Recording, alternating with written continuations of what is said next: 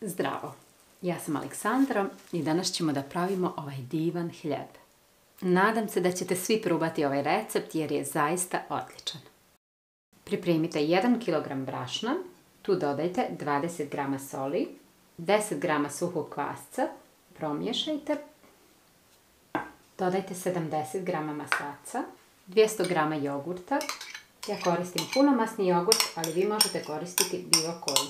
Važno je da jogurt nije tečan, već da je gust. Dodajte 2 kašike meda ili šećera i dodajte 550 ml toplog mlijeka. Ovo sve fino promiješajte dok ne dobijete finu i ujednačenu masu. U ovom trenutku ne trebate mijesiti tijesto, potrebno je da se sastojci samo sjedine, da se brašno pomiješa sa tekućinom i da počne proces stvaranja glutena. Ovako treba tijesto da izgleda kada ste ga promiješali. Ne smijete imati vidljivih dijelova brašna. Kada ste sastojke promiješali, pokrijte stjelicu i ostavite da odstoji na sobnoj temperaturi oko 20 minuta. Nakon otprilike 20 minuta možemo premjesiti tijesto.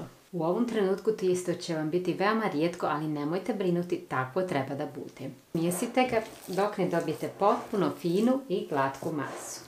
Moj savjet je da uopšte ne dodajete brašno ako ne morate. Tijesto mijesite dok ne postane posve glatko i fino. Nemojte se brinuti što vam se lijepi za ruke, ono je meko, a ovakvo tijesto će vam dati fin i mek hljeb.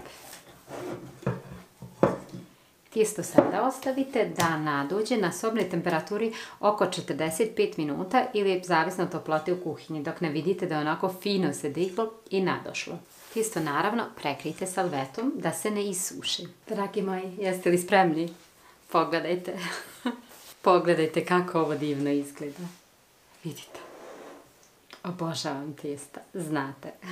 Pospite radnu površinu brašnom, ali samo blago. I prebacite tijesto preko brašna. Miris ne mogu da vam opišem. Sada, dragi moji, podijelite ovo tijesto u 2 dijela.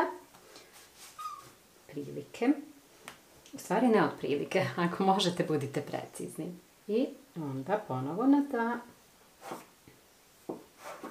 I po sredini.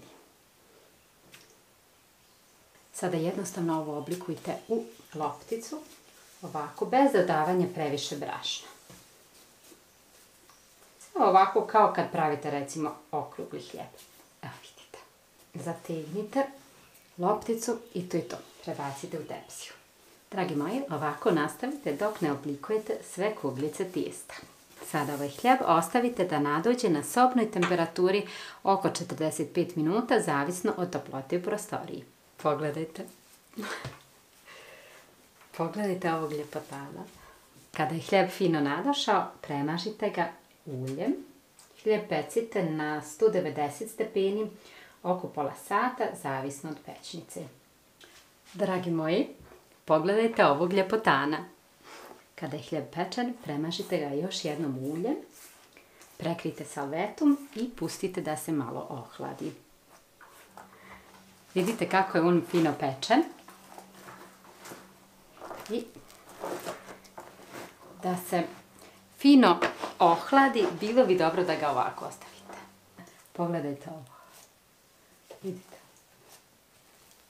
Pogledajte kako on diši.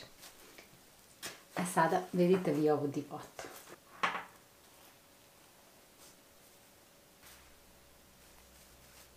Još se nije ohladio, ali ja ga moram isjeći da vidite. On se teško sječe jer je toliko mek.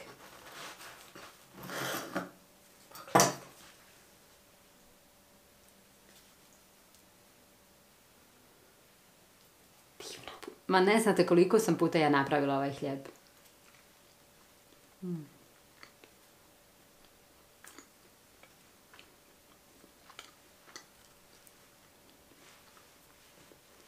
Dragi moji, probajte ga, poslušajte me, dobit ćete jedan izvrstan hljeb koji ćete sigurno više puta praviti.